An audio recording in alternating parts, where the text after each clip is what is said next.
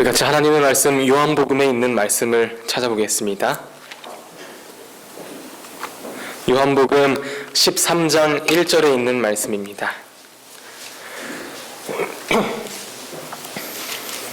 요한복음 13장 1절에 있는 말씀을 제가 읽겠습니다.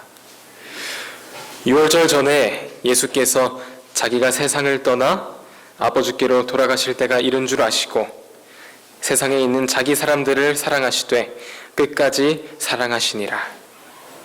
끝까지 사랑하시니라. 오늘 저는 여러분과 함께 끝까지 사랑하시니라 라는 말씀의 제목을 가지고 함께 은혜를 나누기 원합니다. 하나님을 아는 것이 영생입니다. 그렇습니까? 아는 것은 지식으로 책을 읽어서 또한 인터넷을 뒤져서 아는 그 지식이 아니라 사랑을 경험하는 것입니다.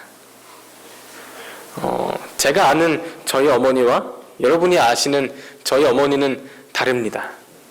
또 여러분이 아시는 여러분의 부모님과 제가 아는 여러분의 부모님은 다릅니다. 왜 그럴까요? 경험이 다르기 때문입니다. 안다는 것은 경험한다는 것입니다. 사랑을 경험하는 것입니다. 하나님의 사랑을 경험할 때 비로소 생명이 있게 되는 것입니다. 반대로 하나님의 사랑을 경험하지 않으면 생명이 없습니다.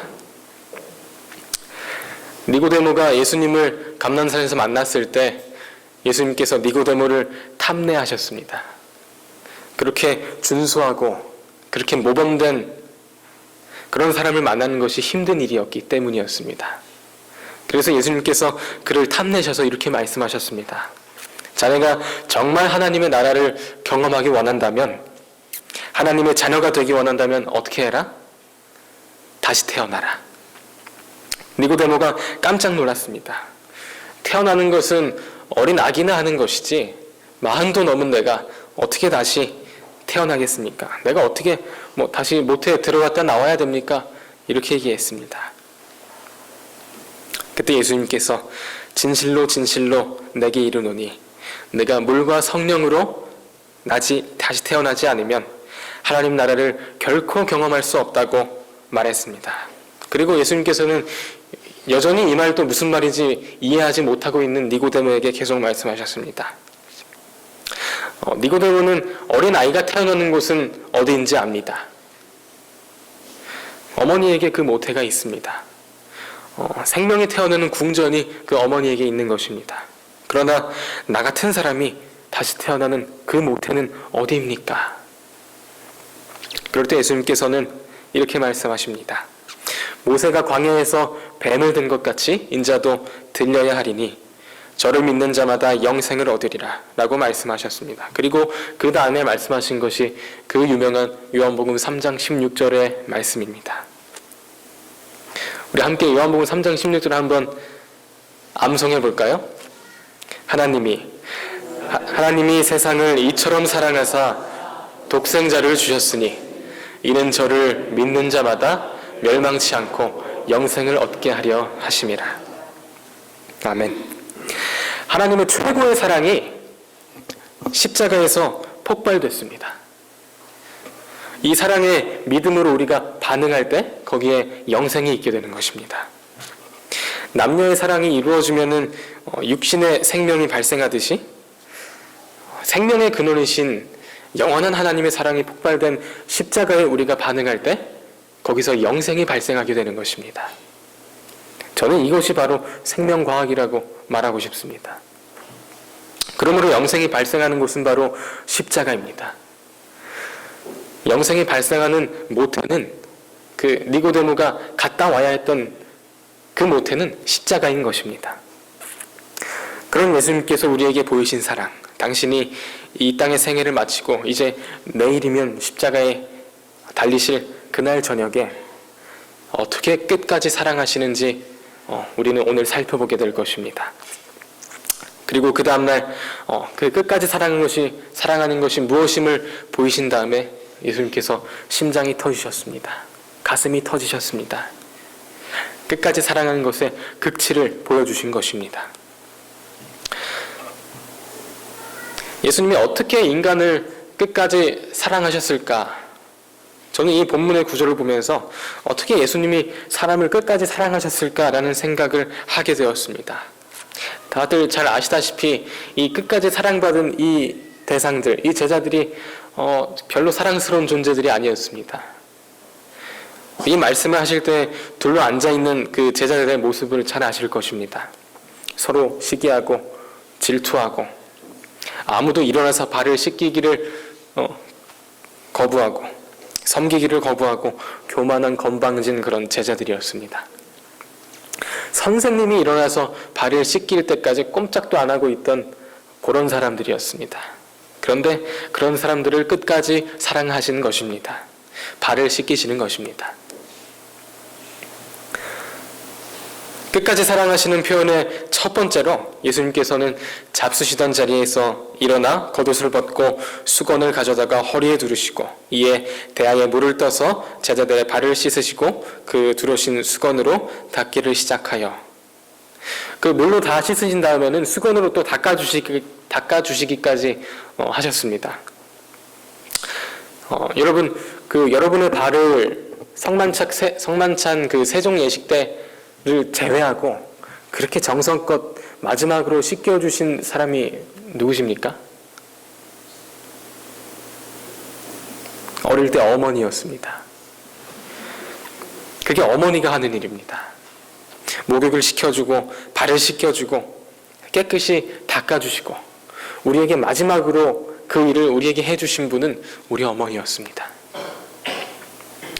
왜 제자들은 이 일을 하기 힘들어했을까요? 이것은 왜냐하면 자존심 상하는 일이기 때문입니다. 자존심이 강한 사람은 남의 발을 씻기지를 못합니다. 이거는 왜냐하면 종이 하는 일이기 때문이었습니다. 종이 자존심을 가지면은 종 노릇을 하지 못합니다. 자존심을 버려야지 종 노릇을 할 수 있는 것입니다. 그래서 우리들의 어머니가 하는 일은 곧 종 노릇입니다. 자식 떼밀기, 발 씻기기, 대소변 치우기, 어디 데려가자 그러면 다 데려가 주기, 이게 다 종 노릇인 것입니다. 어머니가 자식을 이렇게 대해줄 때는 어머니는 자존심을 포기해야 하는 것입니다. 어머니가 아이의 기저귀를 가리면서 에이 자존심 상해서 못하겠다 이렇게 하시는 어머니 있으신가요? 없습니다. 사랑하자면 자존심을 포기해야 하는 것입니다. 우리가 마트에 가서 빵을 사려면 뭘 냅니까? 돈을 냅니다. 서점에 가서 책을 사려면 돈을 냅니다. 또 부동산 땅을 사려고 해도 돈을 냅니다. 하지만 사람을 사려면 어떻게 해야 됩니까? 자신을 내어놓아야 합니다. 예수님께서는 자신을 포기하시고 사람을 사신 것이었습니다. 사람이 제일 듣기 원하는 말이 뭔가 하면 사랑합니다 라는 말입니다. 그런데 그 사랑한다고 하는 그 말은 무슨 뜻이에요? 내 자신을 포기하겠습니다 이런 말인 것입니다. 남녀가 사랑을 이렇게 시작하게 되는데 참 어려운 일이 있습니다. 그게 뭐냐면 처음 시작하는 부분이 참 어렵습니다. 사랑한다는 이 고백을 해야 되는데 그래야 사랑이 되잖아요. 그래서 꼭 해야 됩니다. 그런데 그거를 하자면 뭘 해야 됩니까? 자기 자존심을 꾸겨야 됩니다. 만약에 사랑한다 그랬다가 저쪽에서 노 한다면, 거절한다면 참 이거 망신인 것입니다. 자존심 상하는 일인 것입니다. 그래서 사랑하기 어렵고 힘든 것입니다. 어머니가 자식을 사랑할 수 있는 것은 자식을 위해 완전히 자존심을 포기했기 때문인 것입니다. 우리 본문의 말씀을 보면 베드로가 예수님을 위해서 죽기까지 할 수 있다고 허풍을 떨었습니다.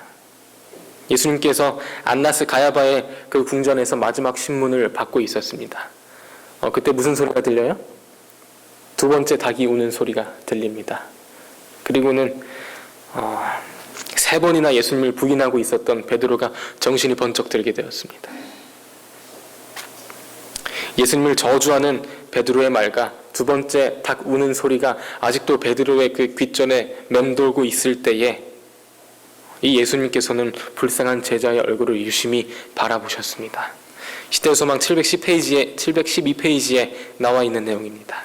그와 동시에 베드로의 시선도 예수님께 향했습니다. 그 부드러운 얼굴에서 베드로는 깊은 동정과 슬픔을 볼 수 있었을 뿐 분노하는 모습이라고는 찾아볼 수 없었습니다.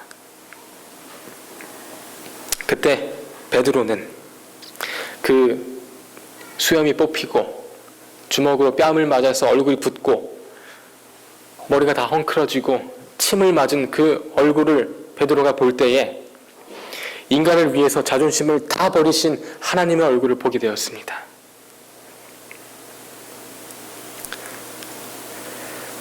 베드로는 손으로 얼굴을 가렸습니다. 하늘이 무너지고 가슴이 터지는 것 같았을 것입니다. 그리고 그는 얼굴을 가리고 울면서 뛰어갔습니다. 그렇게 뛰어간 곳이 어디였나요? 영감의 글을 보면은 마침내 그는 자신이 겟세마네 동산에 와 있는 것을 발견했다라고 나와 있습니다.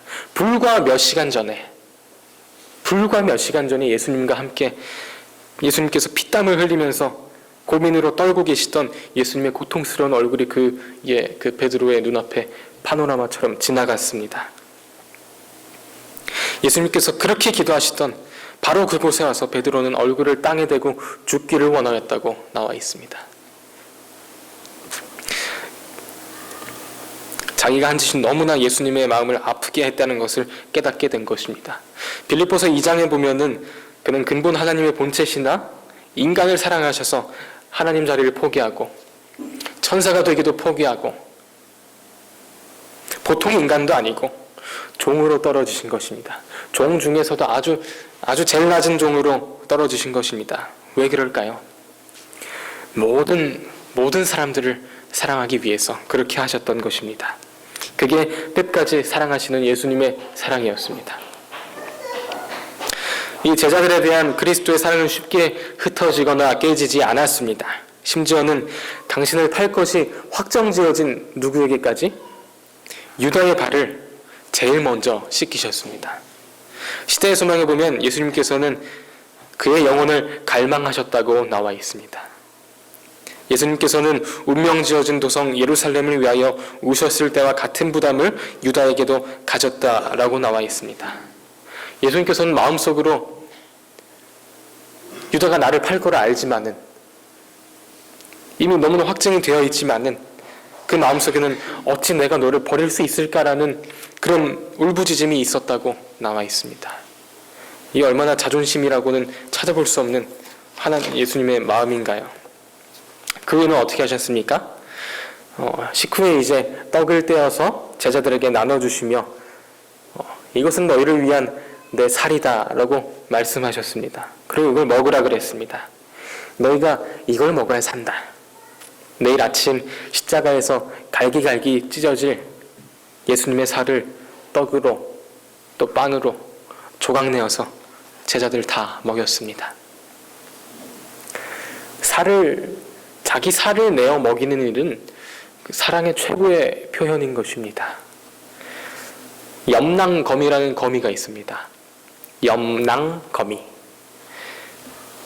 이 거미가 알을 낳습니다. 이 거미 얘기를 하기 전에 계란 얘기를 좀 하겠습니다. 닭이 낳는 계란 이야기를 좀 하겠습니다. 닭이 계란을 낳으면은 알이 요만합니다. 그래서 그 안에서 병아리가 영양분을 다 먹고 병아리가 되어서 나옵니다. 그렇죠? 우리가 후레이를 하려고 계란을 톡 깨면은 거기에 뭐와 뭐가 나오나요? 흰자와 노른자가 나옵니다. 여러분, 흰자와 노른자 중에 어느 게 병아리가 되고 어느 게 그 영양분이 되는 건지 아시나요? 네, 흰자가 병아리가 되는 것이랍니다.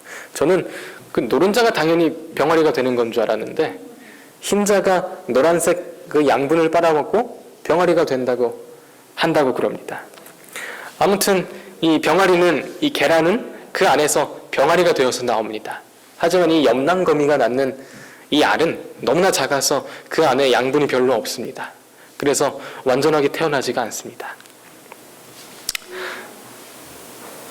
그래서 이 어미는 알을 낳게 되면은 입속에 들어가서 주머니를 만듭니다. 여러분이 숲을 이렇게 지나가시다가 이렇게 잎사귀 안에 있는 똘똘 뭉쳐진 주머니 같은 거를 이제 보실 수 있으실 겁니다. 그 안에 거미가 들어 있습니다. 이게 어미거미인 겁니다. 그리고는 그 안에 이렇게 들어가 있습니다. 그리고 이제 그 알에서 유충이 깨어서 나오게 됩니다. 그 새끼 거미는 그 입 안으로 들어갑니다. 그리고 이렇게 가만히 있는 어미의 살을 뜯어먹기 시작합니다. 자기 살을 베어서 뜯겨서 이렇게 그 거미를, 새끼 거미를 키우는 겁니다. 자기의 살을 베고 뜯어서 먹이는 그 사랑, 그게 예수님의 살을 표현한 떡을 나눠주시는 그 끝까지 사랑하시는 사랑이심을 기억하게 되시길 바랍니다. 성만찬 때 우리가 그 성만찬 예식 때마다 먹는 그 떡은 우리를 끝까지 사랑하셔서 자기 살을 떼어 먹이신 그 염난거미에게, 그 작은 민물 염난거미에게 그 자식한테 자기 살을 떼어서 먹일 수 있는 그 법을 가르치신 우리 주님께서 하신 최고의 사랑의 표현임을 우리가 기억해야 할 것입니다. 이제 그 후에는 포도즙을 나눠주시고 이것은 너희의 죄를 사하게 하려고 흘리는 나의 피, 곧 언약의 피라고 얘기하셨습니다. 영원한 사랑의 언약을 확증짓는 언약의 피인 것입니다. 1988년 아르메니아에서 지진이 발생하였습니다.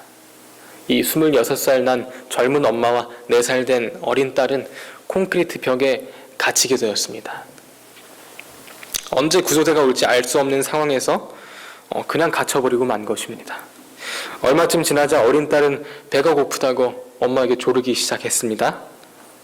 그러나 어둠 속에서 아무리 손을 더듬어 보아도 먹을 것을 찾을 수가 없었습니다. 딸은 먹을 것을 달라고 조르다가 엄마의 손가락을 물고 잠들었습니다. 엄마는 그 아이를 보면서 이 아이가 영영 다시는 일어나지 못하면 어떡할까 걱정하였습니다. 그리고는 주변을 더듬어 유리 조각을 찾아서 자기 자신의 손가락을 베었습니다. 그리고는 그 아이를 깨워서 그 피를 아이의 입에다가 이렇게 넣어주었습니다. 그걸 빨아먹게 했습니다. 딸은 그 피를 빨아먹었습니다. 손가락에서 피가 나오지 않자 또 다른 손가락을 베어서 물려주었습니다. 딸은 조금씩 이제 그 원기를 회복하는 것 같았습니다. 그렇게 14일 동안이나 버텨야 했습니다. 구조대원들이 그 상황에 찾아왔을 때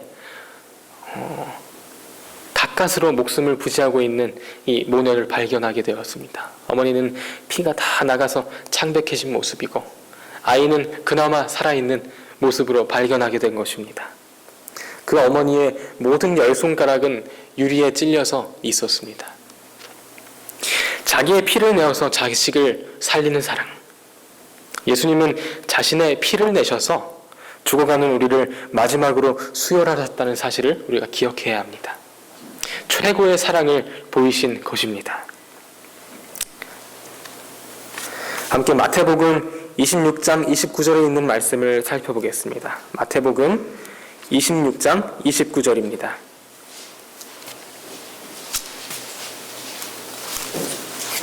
마태복음 26장 29절에 있는 말씀을 한번 함께 읽어보겠습니다. 그러나 시작. 그러나 너희에게 이르노니 내가 포도나무에서 난 것을 이제부터 내 아버지의 나라에서 새 것으로 너희와 함께 마시는 날까지 마시지 아니하리라 하시니라. 이게 지금 무슨 내용이에요? 예수님께서 제자들에게 그 포도즙 잔을 나눠주시면서 하시는 말씀인데, 내가 다시는 내 아버지의 나라에서 새 것으로 먹기 전까지는 내가 그것을 먹지 않겠다 라고 말씀하시면서 지금 제자들에게 나눠주고 있는 것입니다. 제가 전에는 이 말씀을 그냥 이렇게 읽고 지나갔었는데 이번에 말씀을 준비하면서 예수님께서 어떤 마음으로 이 말씀을 하셨는지 제가 깨닫게 되었습니다. 미주 시조사에서 출판한 아침을 기다리는 마음이라는 책이 있습니다. 그 책을 읽게 되면서 제가 이 예수님께서 이 포도즙 잔을 나눠주실 때 왜 이런 말을 했을까? 왜 이런 마음을 가지셨을까 하는 것을 제가 생각해 보게 되었습니다. 이 책에 나오는 분의 이야기를 제가 잠시 하겠습니다. 일단 6.25 전쟁 때입니다. 이 젊은 아내는 남편을 잃었습니다. 그리고 10살, 6살, 3살짜리 아이를 외할머니 댁에 남기고 다른 곳으로 가서 일을 하게 되었습니다. 그러다가 어떤 한 사건을 계기로 아이들과 떨어지게 되었습니다. 아이들에게 가지 못하고 배를 타고 먼 곳으로 가야만 되게 되었습니다. 그렇게 40여 년이 지나게 되었습니다. 그런 다음에 이제 고향에 두고 온 자식들을 생각하면서 쓴 책이 바로 이 책이었습니다. 제가 거기서 내용을 조금 따왔습니다. 사랑하는 아이들에게 1950년 11월 5일 나는 직장을 얻으려고 떠났다. 그날이 너희와 헤어지는 마지막 날인 것을 알았더라면 엄마는 다 같이 얼어 죽는 한이 있어도 너희를 데리고 갔을 것이다. 너희와 헤어진다는 것은 꿈에도 생각할 수 없는 일이었다. 그날 집을 나오면서 이런 말을 남겼지? 엄마는 다녀올 테니 할아버지 할머니 말씀 잘 듣고 착한 아이가 되어야 해. 그때 6살 된 규석이, 5살 된 영석이가 내 목에 매달려 뽀뽀를 해주었지. 엄마는 지금도 그때 너희들이 매달려 입을 맞추던 부드러운 촉감을 잊을 수가 없단다. 다녀온다던 엄마가 밤이 지나고 날이 바뀌고 달이 바뀌고 해가 바뀌기를 38번이 지나도록 소식이 없으니 영문을 모르는 너희들은 엄마가 걸어가던 길을 바라보며 얼마나 지루하게 기다렸겠니. 대충 이런 내용의 그 가정사입니다. 뜰 앞에 핀 아름다운 꽃밭도 화분의 꽃이 고운 것도 엄마의 눈에는 아름답게 보이질 않는구나. 아무것도 그 엄마에게 아름다운 것이 없는 것입니다. 즐거운 것이 없는 것입니다. 그 자식을 잃어버린 어미에게 어떤 즐거움이 있을 수 있겠습니까? 이 탕자의 비유에서 철부지 둘째가 집을 떠납니다. 근데 사실 마음고생하는 것은 떠나간 자식이 아니라 떠나보낸 부모님인 것입니다. 더 깊은 마음고생을 부모님이 하고 있다는 것을 이 철부지 둘째는 알지를 못합니다. 그 아버지에게 세상에 무슨 낙이 있겠습니까? 무슨 낙이 있겠습니까? 그저 아들이 떠나간 길을 바라보면서 기다리고 그렇게 아무 즐거움 없이 보내는 것입니다. 그리고 이제 다음부터 이 어머니가 자식들에게 쓴 이 글에서 저는 예수님이 어떤 마음으로 그 제자들에게 그 포도즙 잔을 나눠주시면서 그 말씀을 했는지 제가 깨닫게 되었습니다. 잘 들어보시기 바랍니다. 얘들아, 엄마 얘기 좀 들어봐라. 엄마가 지금 살고 있는 집 뒷뜰에다가 텃밭을 만들었는데 호박은 심지를 않았다. 호박을 심지를 않았대요. 그렇게도 호박죽을 먹고 싶어 하던 너희들에게 한 번도 호박죽을 해먹이지 못한 것이 생각나서 호박을 심을 수가 없었다. 여기선 그렇게도 흔한 호박이 그때는 어쩌면 그렇게 귀했는지 모르겠다. 지금은 모두 어른이 되어 있을 너희들이 호박죽이라도 실컷 먹고 있을런지 궁금하기만 하구나. 엄마의 마음은 옛날로 돌아가 너희들과의 지나간 일들이 주마등처럼 내 앞을 스쳐가고 있다. 이 어머니가 호박죽을 못 드신대요. 왜요? 호박을 보면 그 잘 먹던 자식들이 생각나서 목에 메어서 그 호박을 심지도 못하고 드시지도 못하고 그러시는 겁니다. 예수님께서도 이렇게 말씀하셨어요. 내가 포도나무에서 난 것을 이제부터 내 아버지의 나라에서 새 것으로 너희와 함께 마시는 날까지 마시지 아니하리라. 하신 말씀이 무슨 뜻인지 제가 이제 명확하게 알게 되었습니다. 너희 생각이 나서 나 혼자는 먹지 못한다.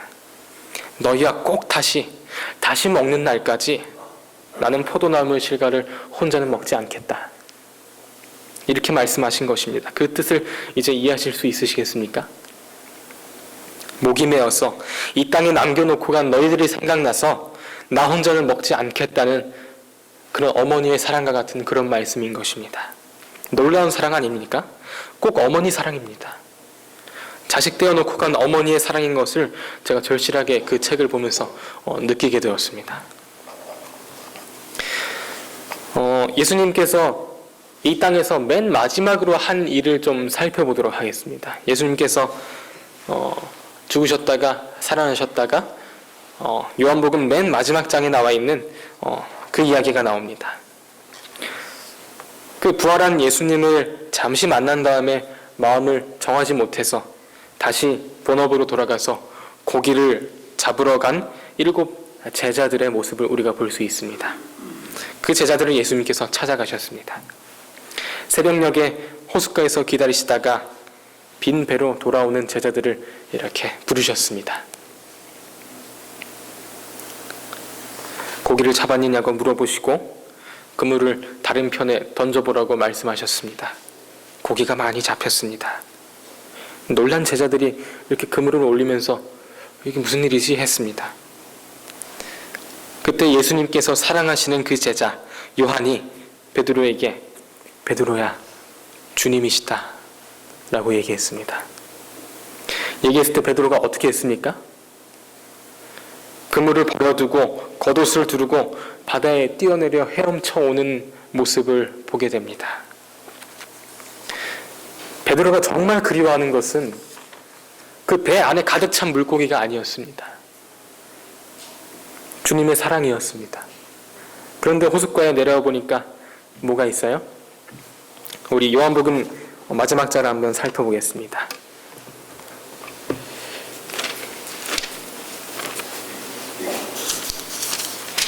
요한복음 21장입니다.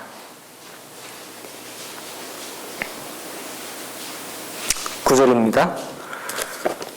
육지에 올라와 보니 숯불이 있는데 그 위에 생선이 놓였고 떡도 있더라. 이 베드로가 이제 예수님을 발견하고 막 그 바다에 뛰어들어서 이렇게 오는데 예수님께서 가봤더니 그 호숫가에 뭐가 있어요? 숯불이 있고 그 위에 생선이 있고 떡이 있습니다. 빨갛게 구워지고 있었습니다. 우리 이 제자들이 밤새도록 애썼습니다. 밤새도록 아무것도 먹지 못하고 허기졌습니다. 그 허기진 배로 그 축축한 새벽에 호숫가에 모였을 때 예수님께서 제자들에게 말씀하십니다. 아무 말씀도 안 하시고 그냥 그저 말씀하십니다. 가서 잡은 물고기 좀 가져와라. 와서 조반을 먹으라. 밥 먹자 하시는 겁니다. 이게 누가 하는 이야기예요?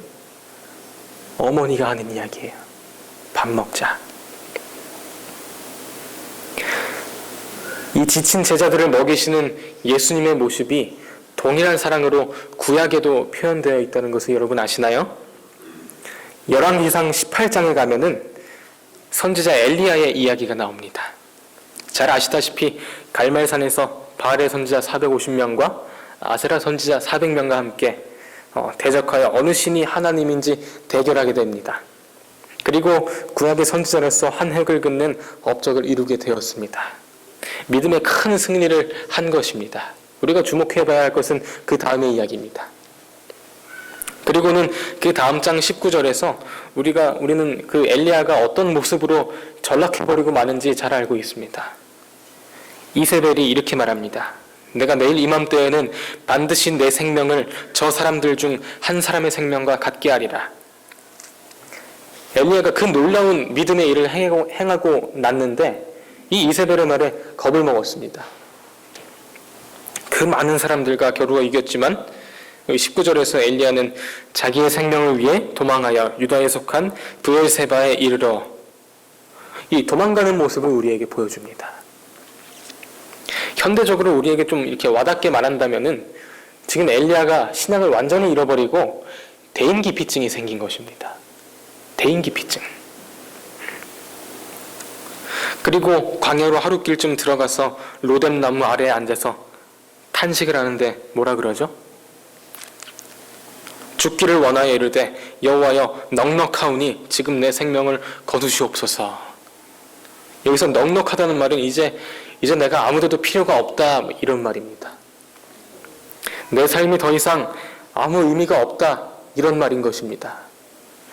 이 엘리야가 완전히 신앙을 잃어버리고 그 마음에 사랑이 다 떨어져서 대인기피증이 생겨서 도망갔고 그 로덴 나무 아래에 앉아서 이젠 자살 충동까지 드는 것입니다. 완전히 하나님을 잃어버리고 낙담한 모습인 것입니다. 그 엘리야를 볼 때 방금 우리가 요한복음 21장에서 살펴봤던 제자들의 모습이 스쳐 지나갑니다. 베드로의 모습이 생각납니다. 완전히 무너졌습니다. 3번이나 예수님을 부인하고 그 예수님의 보고 있는 눈앞에서 또 예수님이 말씀하신 것처럼 닭이 2번 울고 그때 내가 3번째 부인을 하고 있었고 그때 눈이 마주치고 이 완전한 절망을 하게 된 것입니다. 그리고 나서 낙담하여서 고기나 잡자 그리고 돌아갔는데 고기도 안 잡히고 이거 완전히 바닥인 것입니다. 베드로. 지금 엘리야의 상태와 굉장히 비슷합니다. 열왕기상 19장 5절입니다. 로뎀 나무 아래에 엘리야가 누워 자더니 천사가 그를 어루만지며 그에게 이르되 일어나서 먹으라 하는지라. 본즉 머리맡에 숯불에 구운 떡과 한 병 물이 있더라. 이에 먹고 마시고 다시 누웠더니 여호와의 천사가 또 다시 와서 어루만지며 이르되 일어나 먹으라. 내가 갈 길을 다 가지 못할까 하노라. 엘리야가 그 로뎀 나무 아래서 죽기를 원하면서 누워 있었는데 잠들었어요. 그랬더니 하나님의 천사가 와서 깨웁니다. 깨워서 일어났더니 머리맡에 뭐가 있어요? 숯불에 떡이 구워지고 있는 거예요. 물 한 병이 있고. 신앙을 완전히 잃어버린 그 엘리야에게 예수님께서 이런 말을 하지 않았습니다. 하나님의 위대한 선지자가 이렇게 무너지면 되겠냐? 이런 말 하지 않았습니다. 빨리 일어나서 다음에는 이러한 일을 해야 되니까 빨리 내가 명한 곳으로 가라. 이런 말 하지 않았습니다. 그저 다만 아무 말씀도 하지 않으시고 그 머리맡에 숯불을 피우시고 일어나서 먹으라. 또 재우시고 또 일으키셔서 또 먹으라. 우리가 그 갈릴리 해변가에서 봤던 예수님의 모습과 동일한 모습을 저희가 구약에서 살펴봤습니다. 갈릴리 호숫가에서 손수 구우신 물고기와 떡을 하나씩 떼어서 먹이셨습니다.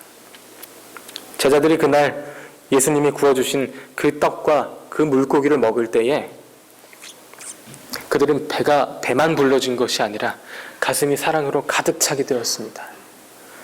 물고기를 153마리나 잡은 게 베드로의 눈에 보이지가 않았습니다. 그는 그물을 버려두고 예수님께 바다에 첨벙첨벙 뛰어들어서 헤엄쳐 갔습니다.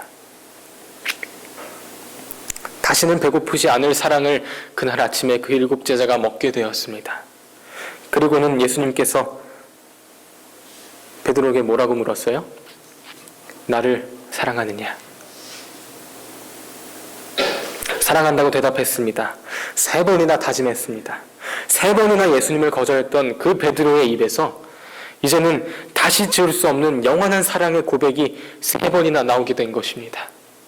이런 사랑을 먹은 사람은 주님을 포기할 수는 없습니다. 이런 사랑을 먹은 사람은 주님을 포기할 수가 없게 되는 것입니다. 그 허풍쟁이였던 베드로, 그 변덕쟁이였던 베드로는 그 후로 그 사랑을 먹은 다음에 십자가에 거꾸로 못 박혀 죽기까지 주님에 대한 사랑을 죽음으로 표현했습니다. 끝까지 사랑하신 예수님의 사랑에 대해 베드로 역시 그의 죽음으로 끝까지 나타낸 사랑의 표현이었습니다. 저 역시도 저희 어머니의 사랑을 배부르게 먹은 경험이 있습니다. 제가 그 기억을 아직까지도 소중하게 가지고 있습니다. 2003년입니다. 제가 11살 때입니다. 제가 그때 저희 가족이 경기도 곤지암에 살고 있었습니다. 저는 곤지암 초등학교를 다녔습니다.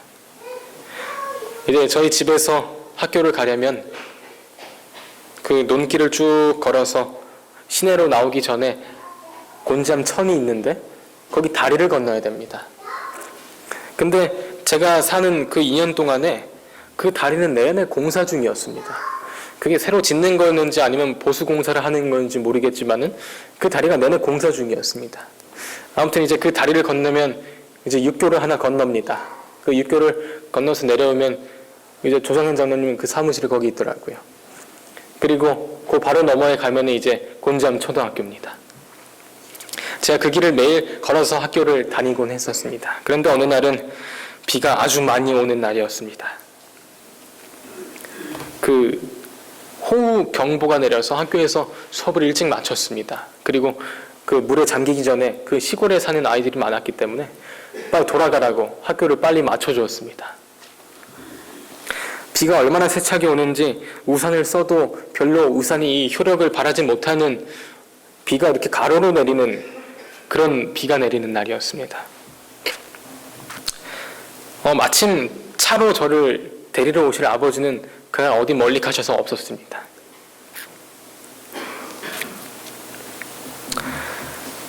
학교 건물 안에서 그 축축한 복도에서 비가 그칠 때까지 기다려야 하나 어떻게 해야 하나 발만 동동 구르면서 기다리고 있었습니다. 이제 차로 데리러 오시는 부모님들은 그 아이들은 하나둘씩 이제 갔습니다. 그 아이들을 보면서 잘 가라 하고 있었습니다. 이제 몇 명의 아이들이 그 복도에 남았습니다. 나는 어떻게 해야 될까? 비가 그치면 비가 언제 그칠까? 기다리고 있었는데 모두 다 저 멀리 있는 교문 쪽만을 바라보면서 있었습니다. 그런데 그때 저기 교문에서 어떤 아주머니가 이렇게 우산을 쓰고 오십니다. 그 비닐 우산이 그 비와 바람에 아무런 효력을 내지도 못하고 그냥 쓰고 오는 것입니다. 옆구리에는 우산을 하나 끼고 저분의 아들은 이제 집에 가겠구나. 누구의 어머니가 오실까? 이러고 있었는데 가까이 오시는 걸 보니까 누구 어머니예요? 우리 어머니.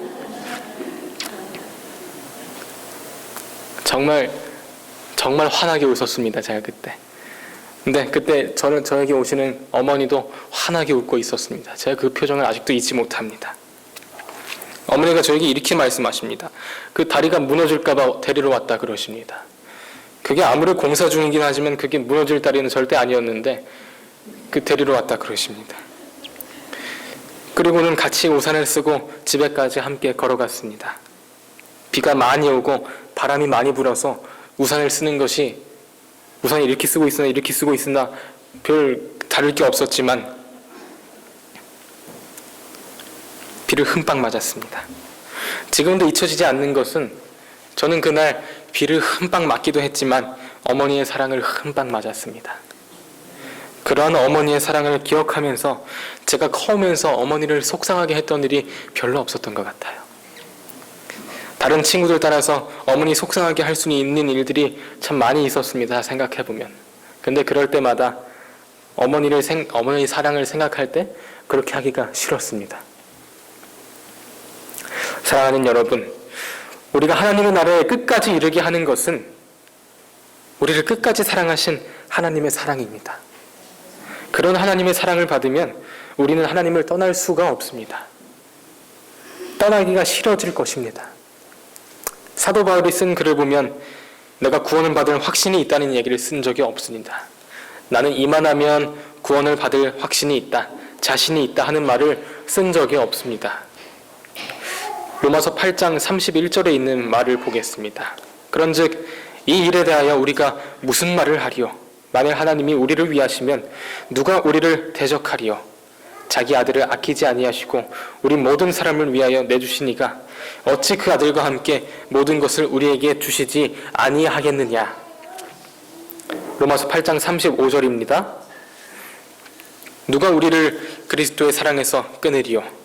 환난이나 곤고나 박해나 기근이나 적신이나 위험이나 칼이랴. 37절입니다. 그러나 이 모든 일에 우리를 사랑하시는 이로 말미암아 우리가 넉넉히 이기느니라.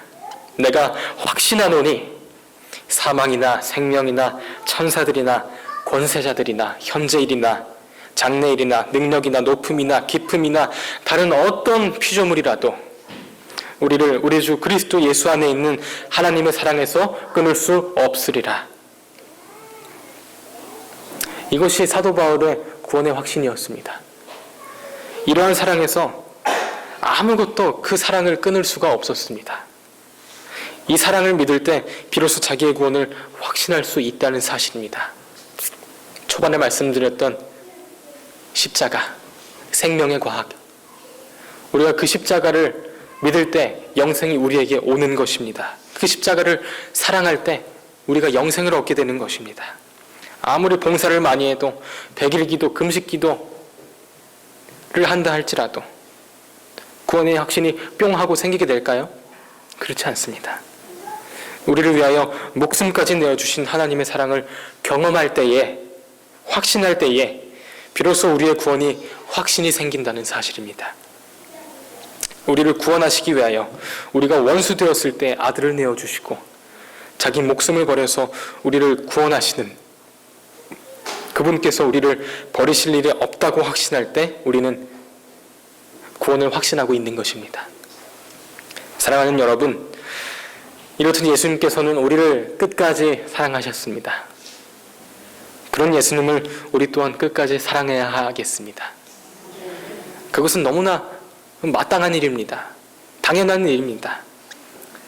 그리고 그 포도를 볼 때마다 마음이 메어서, 가슴이 메어서 너희와 함께 먹는 날까지 나 혼자는 먹지 않겠다고 하신 예수님, 그 하늘에서 상을 차려놓으시고 우리를 기다리고 계시는, 우리가 오면 같이 잡수시라고 기다리시는 그런 하나님이 있는 주님의 나라, 얼마나 확실한 소망의 나라입니까? 주님과 함께 앉아서 주님이 목에 메어서 먹지 못했다고 기다리고 있었다고 하시면서 준비하신 나를 위하여, 다른 사람도 아니고 나를 위하여 준비되었다는 사실을 기억하시면서 그 나라를 위해 같이 살아갑시다. 그 주님을 사랑하게 되시길 바랍니다. 그 사랑이 오늘도 우리를 강건하여서 모든 시험과 문제에서 능히 이겨내시기를 간절히 바라면서 말씀을 마치겠습니다.